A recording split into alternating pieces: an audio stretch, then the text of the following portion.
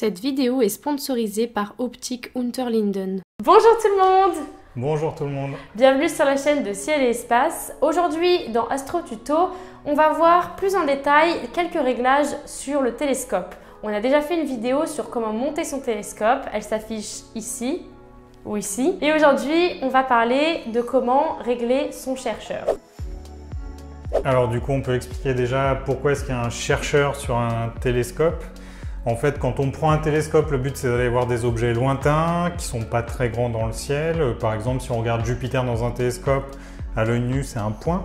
Donc ça veut dire qu'on va grossir beaucoup. Et du coup, elle va être difficile à trouver Jupiter. Donc ce qu'on fait, c'est que sur un télescope, on met en parallèle une petite lunette qu'on appelle un chercheur et qui lui ne grossit pas beaucoup. Ça, c'est comparable à une paire de jumelles. Il y a juste une différence, c'est que l'image est inversée droite-gauche, haut-bas. Mais du coup, ce qu'on veut et ce qu'on va essayer de faire maintenant, c'est de faire en sorte que ce chercheur et le télescope visent dans la même direction. Sinon, le chercheur ne sert à rien. Et le chercheur, c'est un moyen en fait de trouver plus facilement un point qui ensuite va être bien plus grossi par le télescope. Voilà, ça permet de viser. Et puis il y a un deuxième aspect quand même, c'est que là, alors là c'est plutôt un petit chercheur qu'on a. À côté on a un télescope un peu plus gros où le chercheur fait 50 mm de diamètre, là c'est seulement 30 mm de diamètre. Mais ce qui est intéressant, c'est que plus on va avoir un chercheur grand, plus il va collecter de lumière évidemment. Et donc si on essaye de viser par exemple la galaxie d'Andromède ou la nébuleuse d'Orion, à l'œil nu on les voit mais pas très bien, mais à travers ça on va commencer à le voir très bien. Donc on va aussi voir des choses qu'on ne voit pas à l'œil nu. Donc la première chose à faire, c'est déjà régler son télescope parce que sinon il tombe. Et ça s'appelle l'équilibrage. On a pris des commentaires agréables sur la précédente vidéo en faisant semblant de faire tomber les télescopes. Ne nous engueulez pas en commentaire, tout est contrôlé, ok? Ouais. Non! Il est en train de tomber! Il faut toujours penser à l'équilibrage, c'est un peu la première chose à laquelle vous devez penser parce que c'est la sécurité de votre matériel en fait. Là j'ai mis un oculaire exprès qui est très gros. Parce qu'il fait son poids. Ah ouais. Je sais pas combien il fait, il doit faire 200-300 grammes. Et donc sur l'équilibrage de l'instrument, évidemment, ça a une incidence. Donc on a deux axes, on a un axe ici. Et il va falloir l'équilibrer en ajustant la position du contrepoids là jusqu'à ce que ça tienne si je le lâche, ce qui n'est pas du tout le cas pour l'instant. Donc vas-y, je t'en prie. Bah voilà, du premier coup, je pense que j'ai le coup de main. Ouais, là ça me semble parfait. Donc là on a fait un axe, maintenant on va voir si sur l'autre axe tout va bien. Donc l'autre axe c'est comme ça. Ouais. En fait il y a deux solutions sur un tube comme celui-là. Soit on va faire coulisser le rail, ce qui n'est pas forcément pratique, soit là on a des colliers, donc on peut simplement desserrer les colliers. Et voilà, le tube descend tout seul. Là enfin en lâchant tu vas voir si ça tient ou pas. Voilà, c'est parfaitement équilibré. Mais après, ça vaut le coup de tourner un petit peu le télescope autour de la monture. Ça vaut le coup de regarder ce qui se passe, le gros poids derrière. Ce qui se passe de part et d'autre de la monture pour voir si on est bon partout. Donc pour résumer, on fixe ici d'abord. Là, ouais, c'est bon partout. Et ensuite ici, on avance ou on recule le télescope. Et ça nous permet ensuite de le bouger de façon plus stable. Ok. Nickel le teckel. Eh bien maintenant, on va pouvoir régler du coup le chercheur. Souvent, quand les gens débutent, ce qu'on conseille, c'est de faire ça 2 jours. Dans le ciel, il y a beaucoup d'étoiles, donc si on se dit, tiens, je vais prendre telle étoile, on essaye de la viser dans le télescope. Alors, c'est pas évident déjà, encore une fois, il grossit beaucoup. Et si par hasard, on a visé l'étoile d'à côté, qu'on croit être sur celle qu'on veut, voilà, exactement.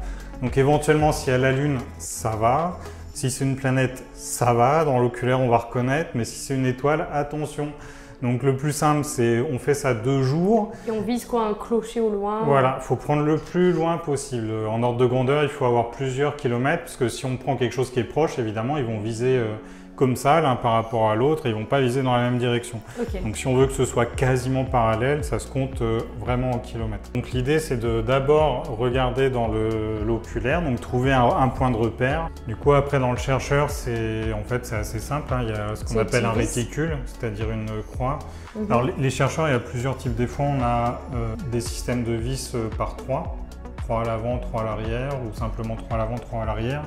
Là, ces chercheurs-là, ils sont quasiment plus simples à manipuler. En fait, le bouton qui est là, dedans, il y a un ressort.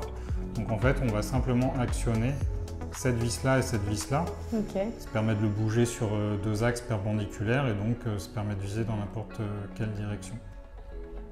Ce qu'on voit dans le chercheur du coup, c'est que la croix, elle se place directement sur la fenêtre, comme au même endroit où l'optique est placée. Et donc là, on sait que ici, on pourra voir beaucoup plus facilement où on vise. Et en même temps qu'on tournera le télescope, ce qu'on verra là-dedans, c'est ce qu'on verra là-dedans de façon plus zoomée. Donc c'est plus pratique d'avoir une vue plus large, on va dire, ici. Il y a des cas particuliers, enfin en général c'est comme ça. Là, j'ai montré un cas de chercheur qui peut se dérégler facilement. Et il y a l'opposé ici, mais là c'est un peu plus rare. C'est le chercheur, en fait, a priori, il va se régler une fois pour toutes. Là, il sert carrément de poignée. Ah oui, d'accord, c'est vraiment solide, quoi. Et du coup, là, pour une fois qu'il est fixé, il est réglé et il ne bougera plus. Voilà. Alors après, du coup, là, c'est tellement stable que sur ce télescope-là, je sais que si le télescope ne vise pas dans la même direction que le chercheur, ça veut dire que le télescope est déréglé. D'accord. Donc ça, c'est un autre type de réglage qu'on appelle la collimation. Et qu'on verra dans une prochaine vidéo. Voilà. D'ailleurs, si vous voulez qu'on fasse des vidéos sur des réglages précis du télescope, n'hésitez pas, dites-le en commentaire et on le fera. Donc pour résumer, il y a deux réglages à faire. Le premier, l'équilibrage. Résume-nous dans quel ordre on doit régler l'équilibrage d'un télescope. Donc il y a deux axes à régler sur un instrument. Là, c'est l'axe principal, donc c'est celui qui va tourner pour compenser la rotation de la Terre. Et donc ça, on va le faire simplement en faisant coulisser le contrepoids le long de la barre de contrepoids. Donc ça, c'est assez simple à faire. Une fois qu'on a réglé d'un côté, on peut aller voir ce qui se passe de l'autre, voir si c'est toujours équilibré en basculant d'un côté et de l'autre. Et donc, une fois que c'est bon, on peut bloquer cet axe d'ascension droite avec le frein qui est ici. Et là, sur l'autre axe, donc on a un deuxième frein.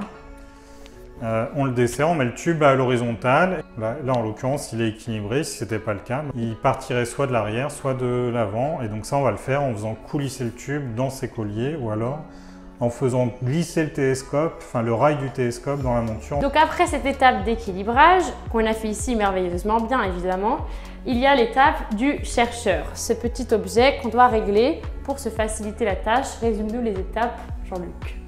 Donc là, l'idée, c'est de prendre l'oculaire qui grossit le moins possible sur l'instrument, donc l'oculaire qui a la plus longue focale.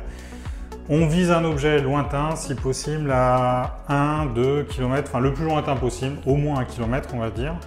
Donc on vise cet objet dans le télescope et après, avec les vis du chercheur, donc là on a un système de 2 vis et de 1 ressort, mais des fois on peut avoir un système avec 3 vis, donc là il faut agir sur les vis 2 par 2.